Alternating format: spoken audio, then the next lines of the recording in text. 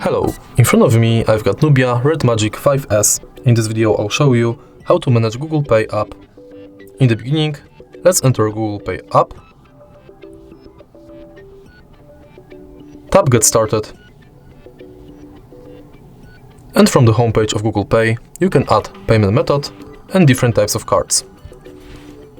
From the menu, you can enter all of your payment methods section.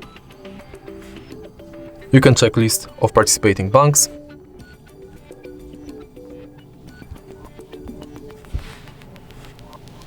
And you can learn how to pay. In activity, you can check your activity.